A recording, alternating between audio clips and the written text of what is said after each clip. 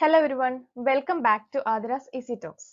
So ഇന്നലെ VHSC ഇംഗ്ലീഷിന്റെ module 1 പോയിട്രിയുടെ ഫസ്റ്റ് പാർട്ട് കുറച്ച് ടോപ്പിക്സ് കവർ ചെയ്തിരുന്നു. അതിന്റെ ബാക്കി പോർഷൻ അതായത് ഷേക്സ്പീരിയൻ സോണറ്റ്, അലക്സാണ്ടർ പോപ്പിന്റെ rape of the lock, then ബേൺസിന്റെ എ റെഡ് റെഡ് റോസ്, ബ്ലേക്കിന്റെ ദ ടൈഗർ, ദ ലാംബ്. ഇത്രയും പോയംസ് ആണ് ഇന്നത്തെ വീഡിയോയിൽ കവർ ചെയ്യുന്നത്. സോ റിവിഷൻ സീരീസിന്റെ സെക്കൻഡ് ക്ലാസ് ആണ് ഇന്ന് നടക്കുന്നത്. സോ മൊഡ്യൂൾ 1ലെ rest of the portion May 20th ബാക്കി ക്ലാസ്സുകൾ കണ്ടക്ട് ചെയ്യുക. സോ മെയ് 20th കൊണ്ട് നമ്മുടെ മൊഡ്യൂൾ 1 കവർ ചെയ്യുകയാണ്.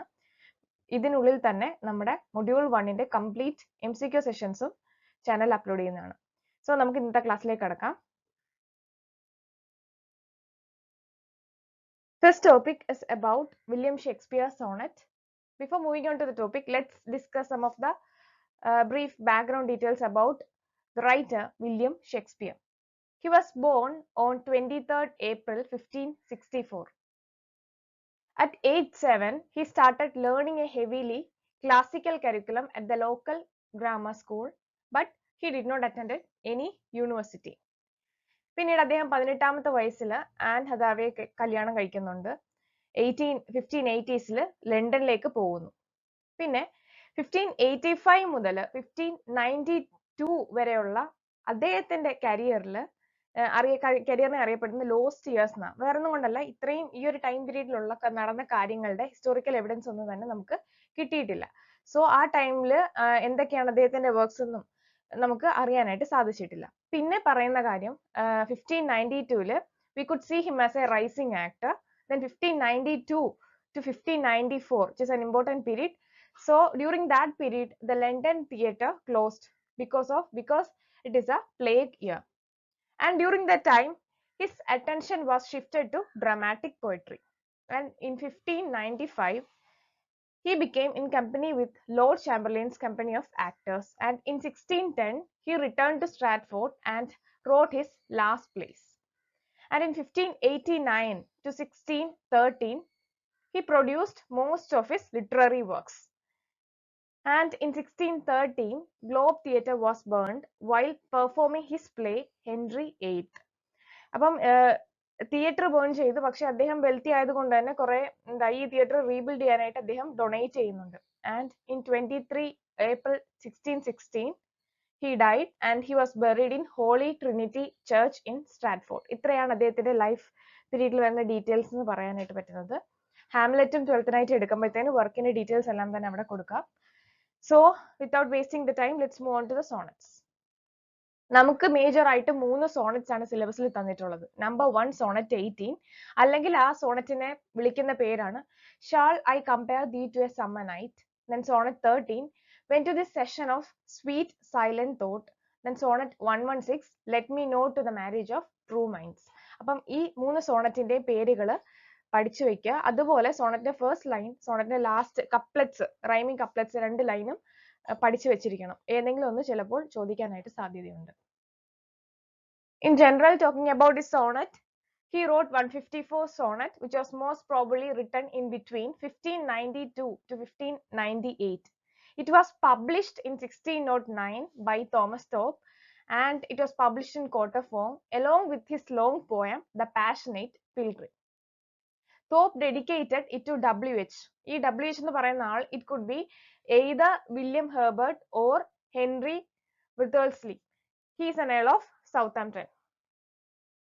Then talking about his sonnet, sonnet 1 to 126, he is addressing to a fair youth. Then his sonnet 1 to 17 is called as Procreation sonnet. Then sonnet 18 to 26 focuses on the power of poetry and pure love to defeat enemies and death. Then sonnet 79 to 86 is about rival poet. Maybe it might be probably about George Chapman. Then sonnet 127 to 154 is about, of course, it's about the dark lady, and she is promiscuous and cunning, with whom the poet and the fair youth are in love. Then 153 to 154 is about the Cupid. Then his sonnet is in 3/4 form with a final concluding couplet. The rhyme scheme is AB AB, CD CD, EF EF, and GG. So as I said, this sonnet might be written, probably it is written, it is said that it's written between 1590s and 1605. ഈ ഒരു time പീരീഡിന് ഇടയ്ക്കായിരിക്കാം ഇത് എഴുതിയിരിക്കുന്നത് എന്നാണ് പറയപ്പെടുന്നത്. കൃത്യമായിട്ട് ഇന്ന ടൈമിലാണെന്ന് നമുക്ക് അറിയാനായിട്ട് സാധിക്കില്ല. പക്ഷെ ചില ബുക്സിൽ റെഫർ ചെയ്തപ്പോൾ ഇങ്ങനെയാണ് കാണാൻ സാധിച്ചത്. when 54 sonnet written mostly in 1592 to 1598 എന്നാണ് കാണാൻ സാധിച്ചത്. ഓക്കെ, സോ 3 സോണറ്റും എടുത്ത് വായിക്കുക. സോണറ്റ് 18, സോണറ്റ് 13, സോണറ്റ് 116, 3 സോണറ്റിലെയും തീംസ് സെപ്പറേറ്റ് ആയിട്ട് എഴുതി വെക്കുക. അതുപോലെ അതിൽ കുറച്ച് കമ്പാരിസൺ, സോണറ്റ് 116 ലവിനെ കമ്പയർ ചെയ്യുന്നുണ്ട്. ഓക്കെ, അപ്പൊ അങ്ങനെയുള്ള ട്രൂ ലവിനെ കമ്പയർ ചെയ്യുന്നുണ്ട്. അങ്ങനെയുള്ള കമ്പാരിസൺസ് വരുന്ന വേർഡ്സ്, റെഫറൻസസ്, അല്യൂഷൻസ് എല്ലാം തന്നെ ഒന്ന് റെഫർ ചെയ്ത് പോകാനായിട്ട് ശ്രദ്ധിക്കാം. Then Alexander Pope. He was known as the second important Augustan poet after Dryden. Important point ആണ്, second important Augustan poet after Dryden. And also he was known as Bard of Twickenham. He founded the Scribblers Club along with Swift, John Gay and John Herbert and Thomas Parnell. ഇദ്ദേഹത്തിന്റെ ലൈഫിൽ മറ്റൊരു important ആയിട്ടുള്ള thing എന്താണെന്ന് വെച്ച് കഴിഞ്ഞാൽ, ഇദ്ദേഹം Addison സർക്കിളിലെ member ആയിരുന്നു. Addison circle എന്ന് പറഞ്ഞാൽ ലണ്ടൻ സർക്കിളാണ്. അഡിസൺ അത് വിട്ടിട്ടാണ് പിന്നീട് അദ്ദേഹം ഈ സ്ക്രിബേഴ്സ് ക്ലബിൽ മെമ്പർ ആവുന്നതും അത് ഫൗണ്ട് ചെയ്യുന്നതും. Okay, so the aim of this club was to satirise all the false taste in learning and his epigraph is the proper study of mankind is man എന്നാണ് അദ്ദേഹത്തിന്റെ എപ്പിഗ്രാഫിൽ പറയുന്നത്. And he introduce the memorable phrase, very important, to err is human, to forgive divine. ഈ ഒരു phrase പറഞ്ഞേക്കുന്നത് ആരാണെന്ന് ഓർത്തിരിക്കുക. പല ക്വസ്റ്റ്യൻസിലും നെറ്റ് എക്സാം ക്വസ്റ്റ്യൻ പേപ്പറുകളിൽ പോലും കണ്ടിട്ടുള്ള ഒരു ചോദ്യമാണ്. ആൻഡ് ഇനി അറിഞ്ഞിരിക്കേണ്ടത് അദ്ദേഹത്തിന്റെ വർക്ക്സ് ഏതൊക്കെയാണെന്നുള്ളതാണ്. മേജർ വർക്ക്സ് എന്ന് പറയുന്നത് an essay on criticism, Windsor Forest, the rape of the lock, then prologue to satires or epistle to doctor Arbuthnot, an essay on man, then his translation of Iliad and Odyssey. ഈ Windsor forest എന്ന് പറയുന്നത് നമ്മുടെ അദ്ദേഹത്തിന്റെ early life വരുമ്പോഴത്തേനും നമുക്ക് കാണാൻ സാധിക്കും. അദ്ദേഹം അവിടുന്ന്, അതായത് 1700 അദ്ദേഹം ഫാമിലിയോട് കൂടി ഈ സ്ഥലത്തേക്ക് വന്ന് താമസിക്കുന്നതായിട്ട് കാണാം. During that time he was affected with tuberculosis, and as he grew older he grew weaker, had to wear a stiff bondage to support to his spine. And ഈ ഇദ്ദേഹത്തിന്റെ ഒരു ഫിസിക്കൽ പ്രോബ്ലം എന്ന് പറയുന്നത് അദ്ദേഹത്തെ നന്നായിട്ട് അഫക്ട് ചെയ്തിട്ടുണ്ട്. പലരും ഇദ്ദേഹത്തെ സാറ്ററൈസ് ചെയ്തിട്ടുണ്ട്. സോ അദ്ദേഹം തിരിച്ചു നല്ല രീതിയിൽ തന്നെ സാറ്ററൈസ് ചെയ്ത് അദ്ദേഹത്തെ കളിയാക്കിയവരെ തിരിച്ചു കളിയാക്കി തന്നെ അദ്ദേഹം വർക്ക്സ് എഴുതുകയും അതുപോലെ തന്നെ അങ്ങനെയുള്ള കാര്യങ്ങൾ അദ്ദേഹം പെട്ടെന്ന് എന്താ പറയുന്നത് രോഗാകുലനാവുകയൊക്കെ ചെയ്യുന്നതായിട്ട് നമുക്ക് കാണാനായിട്ട് സാധിക്കും. പല റെഫറൻസുകളിലും ഈ ഒരു റെഫറൻസിന് ഈ ഒരു സംഭവം, ഈ ഒരു ഇൻസിഡന്റ് ആണ് അദ്ദേഹം സറ്റയറിലേക്ക് തിരിയാൻ തന്നെ കാരണമാകുന്നതെന്ന് പറയുന്നുണ്ട്. Okay, then talking about his poem The Rape of the Lock. It was published in 1714. It is a mock heroic poem written in rhyming couplet, that is heroic couplet. He called it Pope തന്നെ അദ്ദേഹത്തിന്റെ rape of the ലോക്കിനെ a heroic comical poem എന്നാണ് വിശേഷിപ്പിക്കുന്നത്. And it is not punished. It is published in cantos in 1712 anonymously. ആദ്യം anonymous ആയിട്ട് 1712 രണ്ട് cantos ആയിട്ടാണ്, 2 cantos ആയിട്ടാണ് ഇത് പബ്ലിഷ് ചെയ്യുന്നത്. പിന്നീട് റിവൈസ്ഡ് എഡിഷൻ വന്ന സമയത്ത് 5 cantos പബ്ലിഷ് ചെയ്യുന്നു. And in that it is written by Mr. Pope, which was published in 1714, and this work was dedicated to Arabella Fermor.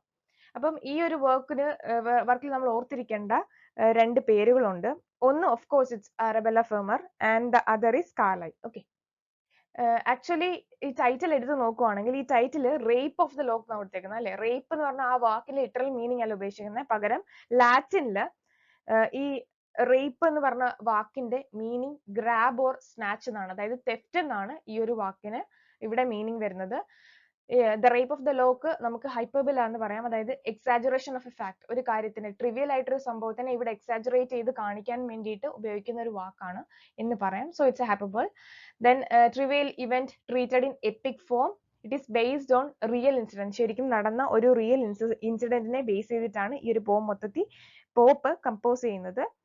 So this poem opens with a letter, dedicatory letter to this Arabella ഫെർമർ.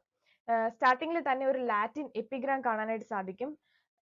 അതെന്താണെന്ന് ചോദിച്ചാൽ it is It is taken from martial epigrams, which means Nolerum Belinda, I didn't wish to violate your locks, Belinda, but I am happy to have granted this to your prayers. എന്നാണ് ആ എപ്പിഗ്രാഫിന്റെ meaning. So ഇതൊരു Latin phrase ആണെന്ന് ഓർത്തിരിക്കുക. Okay, so ഈ ഒരു പോയത്തിന്റെ സ്റ്റാർട്ടിങ്ങിൽ തന്നെ ഈ ഒരു ഫ്രേസ് വെച്ചതിന് ശേഷമാണ് കാൻറ്റോ 1 സ്റ്റാർട്ട് ചെയ്യുന്നത്. കാൻറ്റോ 1 തുടങ്ങുമ്പോൾ തന്നെ അദ്ദേഹത്തിന്റെ പർപ്പസ് അദ്ദേഹം സ്റ്റേറ്റ് ചെയ്യുന്നുണ്ട്. അതായത് the poem opens by invoking the aid of Muses. എപ്പോഴും ഒരു ഹീറോയിക് പോയം, അതായത് ഒരു എപ്പിക് പോയം സ്റ്റാർട്ട് ചെയ്യുമ്പോഴത്തേന് മ്യൂസസിനെ ഇൻവോക്ക് ചെയ്ത് തന്നെയാണ് സ്റ്റാർട്ട് ചെയ്യുന്നത്. മോക്ക് ഹീറോയിക്കിലും ആ ഒരു ട്രെൻഡ് ഫോളോ ചെയ്യുന്നതായിട്ട് നമുക്ക് കാണാൻ സാധിക്കും. ഓക്കെ, സോ ഇത്രയൊക്കെ കാര്യങ്ങൾ മെയിൻ ആയിട്ട് പോയത്തിന്റെ ബാക്ക്ഗ്രൗണ്ട് അറിഞ്ഞിരിക്കുക. പിന്നീട് ഇതിനകത്തൊരു സൂപ്പർ നാച്ചുറൽ മെഷീനറി യൂസ് ചെയ്തിട്ടുണ്ട്. എന്തിനാണെന്ന് വെച്ച് കഴിഞ്ഞാൽ to enhance the satirical and fanciful nature of the poem. 4 എലമെന്റ്സിനെ ഇവിടെ നമുക്ക് തന്നിട്ടുണ്ട്. 1 sylphs, 2 gnomes, 3 nymphs, then salamanders. ഇതൊക്കെ എന്തിനെ റെപ്രസെന്റ് ചെയ്യുന്നത് സ്ലൈഡിന് പ്രസന്റ് ചെയ്തിട്ടുണ്ട്. സോ അതുകൂടെ ഒന്ന് ശ്രദ്ധിക്കുക. എന്തൊക്കെയാണ് അവരുടെ ഫംഗ്ഷൻ എന്ന് കാൻറ്റോ 1 വളരെ എക്സ്പ്ലിസിറ്റ് ആയിട്ട് തന്നെ അവിടെ പറയുന്നുണ്ട്. ദെൻ ഇതിൽ കുറച്ച് ക്യാരക്ടേഴ്സ് ഉണ്ട്. Number 1 Belinda, number 2 Ariel. ഈ ഏരിയലിനെ പറ്റി പറയുകയാണെങ്കിൽ ഏരിയൽ എവിടെ നിന്നാണ് ഇതിന്റെ അഡാപ്റ്റേഷൻ എന്ന് പറഞ്ഞു കഴിഞ്ഞാൽ ഷേക്സ്പിയറിലെ ടെമ്പസ്റ്റിൽ ഒരു ഏരിയൽ ഉണ്ട്.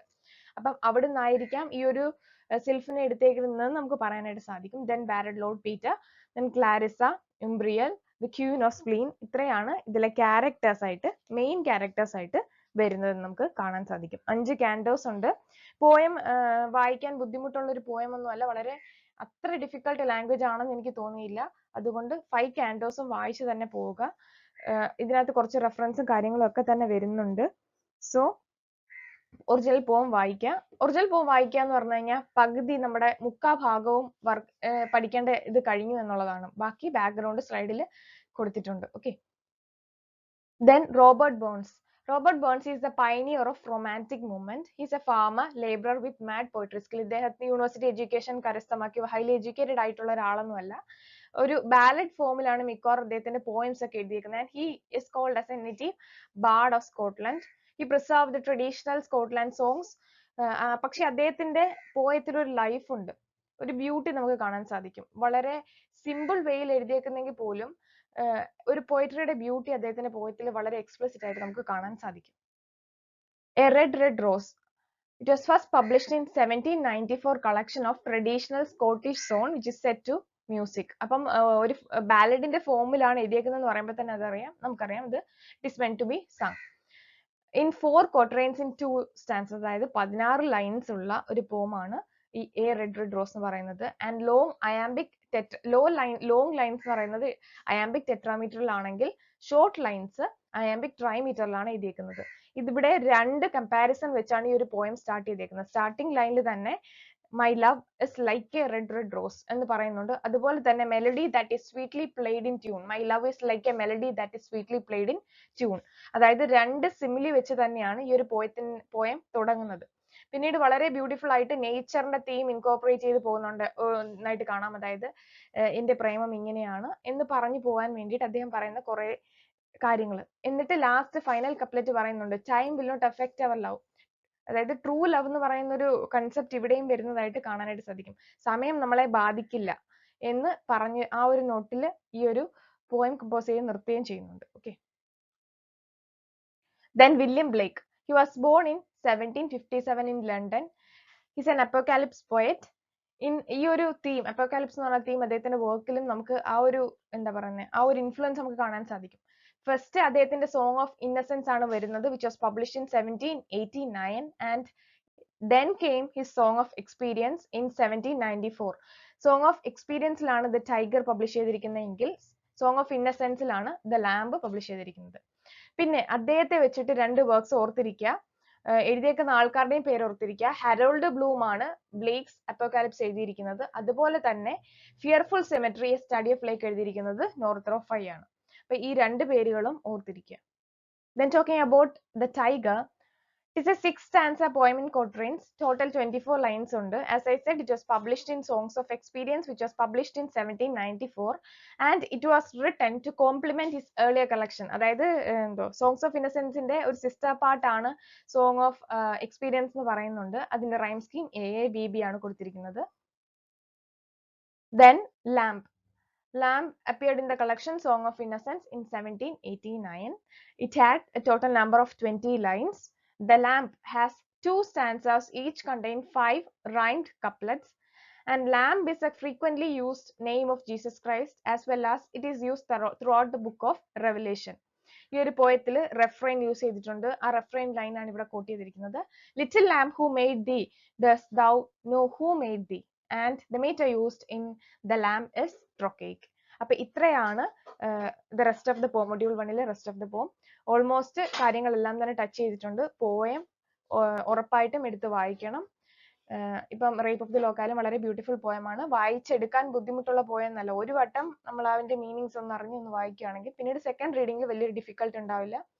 ഒത്തിരി പേജസ് ഉണ്ട്. പക്ഷേ ഒറിജിനൽ പോയം, പാരഡൈസ് ലോസ്റ്റ് ഉൾപ്പെടെ ഒറിജിനൽ പോയം തന്നെ വായിച്ചു പോകാനാണ് ഞാൻ സജസ്റ്റ് ചെയ്യുന്നത്. മിൽട്ടന്റെ പാരഡൈസ് ലോസ്റ്റും അത്ര ഡിഫിക്കൽട്ട് ലാംഗ്വേജ് ഒന്നും അല്ല. ഇത്തിരി ഒന്ന് മെനക്കെട്ടിരിക്കുകയാണെങ്കിൽ വായിച്ചെടുക്കാവുന്നതേ ഉള്ളൂ. സോ ഒറിജിനൽ ടെക്സ്റ്റ് വായിക്കുക, പോയം ഒറിജിനൽ തന്നെ കൈ കരുതുക. ഒറിജിനൽ പോയത്തിന്റെ കോപ്പി നിങ്ങളുടെ കയ്യിൽ അവൈലബിൾ ആയിട്ടില്ല എന്നുണ്ടെങ്കിൽ ജസ്റ്റ് ഈ വീഡിയോയുടെ താഴെ ഒന്ന് കമന്റ് ചെയ്യുവാണെങ്കിൽ ഞാൻ നമ്മുടെ ടെലഗ്രാം ഗ്രൂപ്പിൽ PDF പോസ്റ്റ് ചെയ്യാം. ഓക്കെ, ഫ്രീ ആയിട്ട് തന്നെ നിങ്ങൾക്ക് PDF തരാം പോയത്തിന്റെ എല്ലാത്തിന്റെയും. ഓക്കെ, സോ ഇനി നമുക്ക് നാളത്തെ ക്ലാസ്സിന്റെ ഡീറ്റെയിൽസ് ഒന്ന് നോക്കാം. ഇനി അടുത്ത ക്ലാസ് വരുന്നത് നമുക്ക് May 20-ലാണ്. അന്ന് കവർ ചെയ്യാൻ ഉദ്ദേശിക്കുന്ന topic 12th night, Hamlet, doctor fosters, the battle of books, of studies, of marriage and single life, of truth. ഇത്രയും ടോപ്പിക്സ് ആയിരിക്കും അന്ന് നമ്മൾ കവർ ചെയ്യുന്നത്.